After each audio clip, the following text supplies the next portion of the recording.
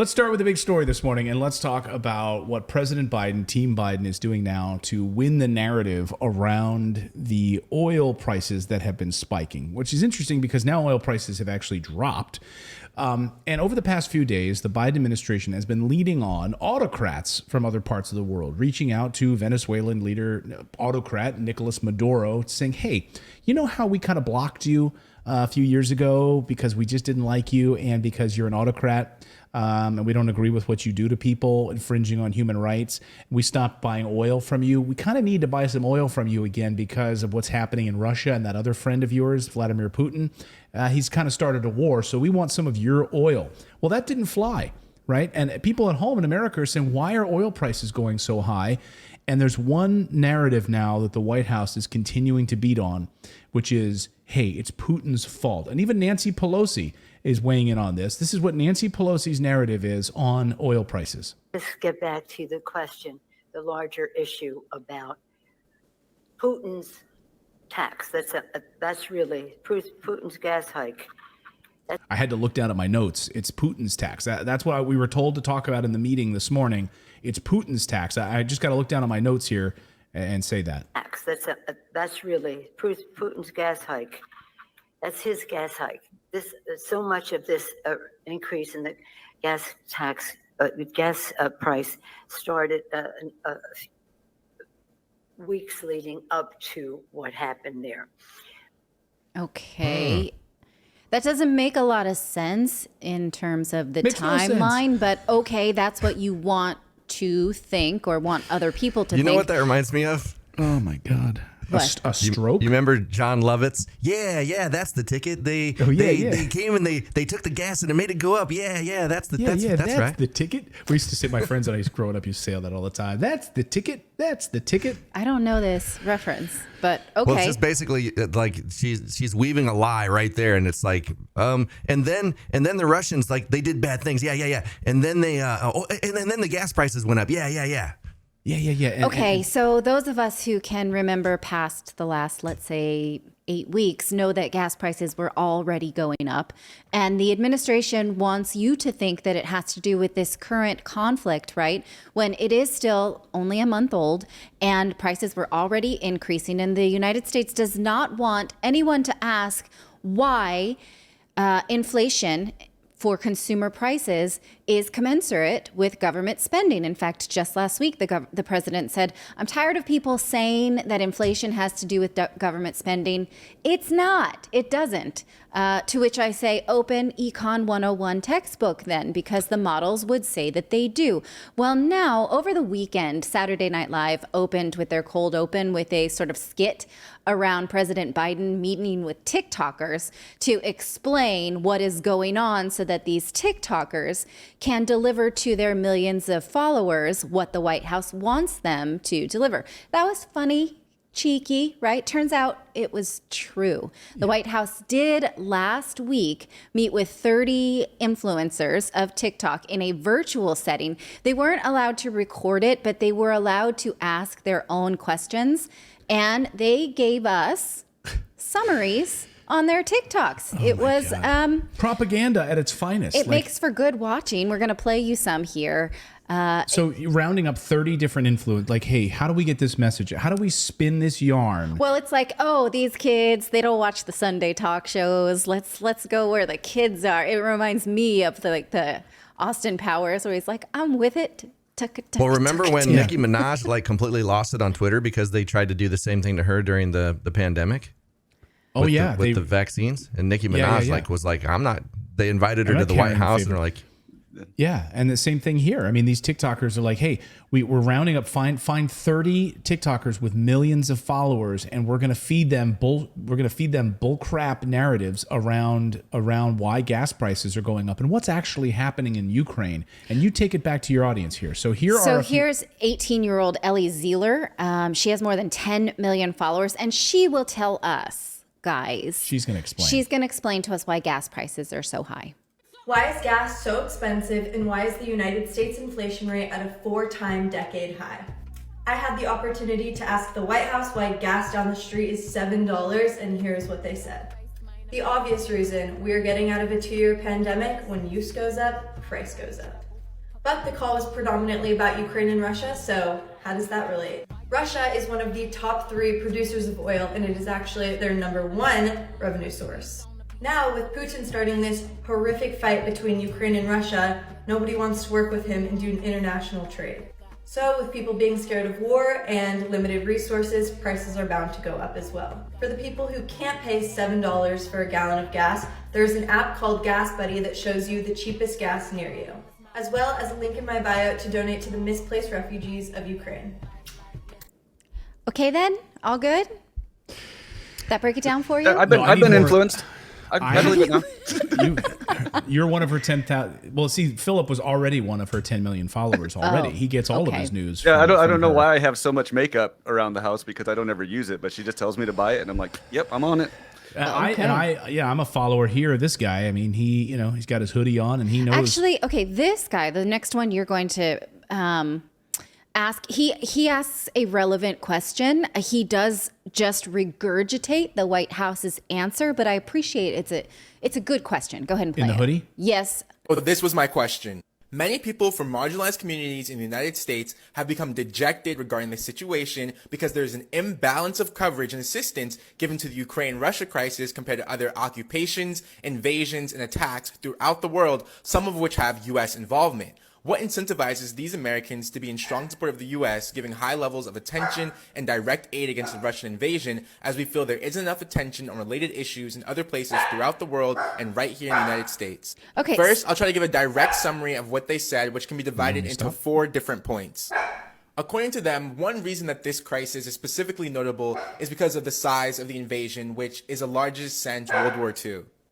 Second, they acknowledge that this coverage imbalance exists for crises throughout the world and encourage us as content creators to use our platforms to highlight different issues as they arise, especially when mainstream media fails to do so. Third, they said that just because something isn't getting mainstream coverage in media doesn't mean that the United States isn't giving aid, whether that be monetary, humanitarian, or military aid to other issues throughout the globe. And last, they said that they hope that this crisis at least raises the public consciousness around geopolitical issues throughout the world, and that even though Americans may not be proud of other things the United States has done globally, that they hope that we can look back on this moment and see how the United States rallied the West to stand up against Russia and be proud of that. Okay. All right. So it was a relevant question. He's saying there's a lot of conflict in the world. Why do we care more about this one? Especially when there are other conflicts involving people of color. Why are we having this meeting? Why don't we have meetings about every conflict? And they're saying, well, we just want you to be proud of what we're doing for this conflict. So I at least applaud his question, but then he just sort of regurgitates the answer without any sort of critical and he's no eye. different than most of the Western media anyway. I mean, so the question is, in you have a state-controlled media, maybe like you currently have in Russia, shuts down certain media and has state-controlled media like you do in North Korea. What is the difference between state-controlled media and media where the Western journalists, frankly, just regurgitate White House talking points? So this is No just a difference. cooler version of that, Clayton. Right, it's on TikTok, so it's Right. cooler. Here's another one. This one is another one I love. So this is from Aaron Parnev, who is the son of Lev Parnev, who was entangled in the Trump-Russia, Ukraine. We'll set that aside. His dad is involved in that. Go ahead and play. He basically is acting as a White House mouthpiece. Hey folks, so I just had the pleasure of joining a White House briefing with a senior official from the National Security Council. And I want to talk to you about what America is doing to help Ukraine, because it's important to spread accurate information here. And let me just quickly say, as someone who has family in Ukraine, I am very grateful for what America has done thus far. So first off, the United States has provided a significant amount of militaristic as well as humanitarian aid to Ukraine. Hundreds of billions of dollars have already gone to Ukraine, and there will be more. Next, we are seeing the United States sanctions on Russia work. Russia's economy is in free fall, the ruble is at its lowest point in a very long time, and the country is on the brink of default. And finally, the United States is publishing a significant amount of previously classified information that was since declassified in order to debunk Russian misinformation and keep the public and Ukraine aware of what's happening. Remember, the United States didn't cause this war. Russia did. What?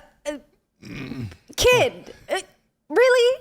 Okay, all right. You want to say those things. You're welcome to say them, right? And we're welcome to just either follow or not follow. This is an example of free speech. But we need to understand that this is also line-fed free speech, hook, line, and sinker, right? Billions of dollars. We've sent billions of dollars to Ukraine, and by the way, we're going to send, and we're going to send billions more to Ukraine. It's already working. The sanctions are already working against the Russian people. Their economy is in free fall, and they are on the verge of default. What does that mean? Well, it means that the hundreds of millions of dollars, billions of dollars in debt that the Russians have to the United States, as Russia mentioned earlier this week, they would like to pay that back in ruble form. Okay? So what does that mean? That means our debt will be paid back with less value. So when a Russian economy is in free fall, what does that do? Is that stopping Putin from doing anything? No, it's stopping people. It's stopping average Russians from living. Our dollar's in free fall. It's not stopping us. Yeah. What is it doing? Is it helping oil prices at all? Is it helping oil and gas prices? I don't think you're listening, Clayton. All of them told us the White House is doing right. Oh, okay. The White House is doing the right thing. They didn't cause this. The West has no responsibility or culpability.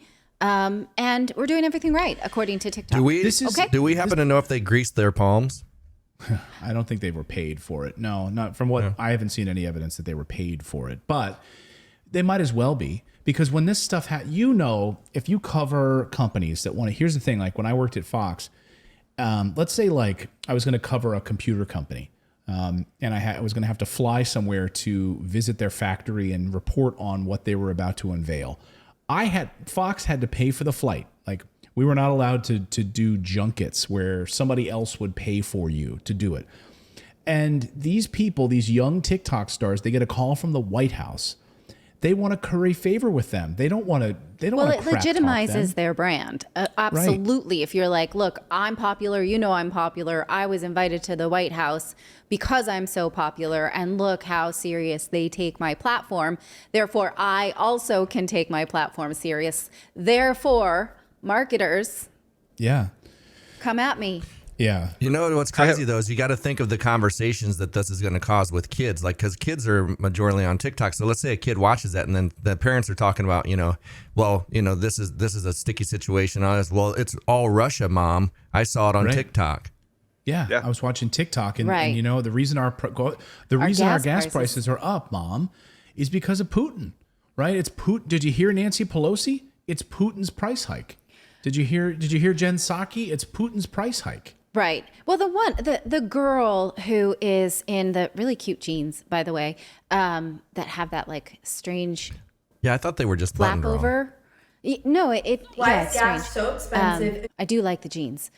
The economy of her explanation is just simply wrong, right? Yeah, she's wearing Jared's old jeans from Subway.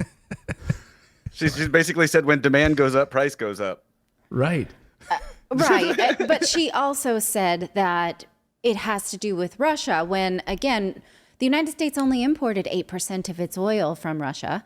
And a large part of our working population is not going back, is going to stay hybrid. So demand should not be higher than pre-pandemic times. It's just like you can poke a lot of holes in it, but no one's going to on TikTok, right? I mean, I did see a few comments on these people's feeds that are like, oh, you're just a White House mouthpiece. You shouldn't have done that. And I don't know, like, did these people think it through, or is it just sort of a legitimizing relationship between them and the White House? I have two things on this. One, the first one is just a PSA to anybody that does make videos, because of that last one that we watched, that guy that was talking. Don't crossfade your audio in your videos when you edit.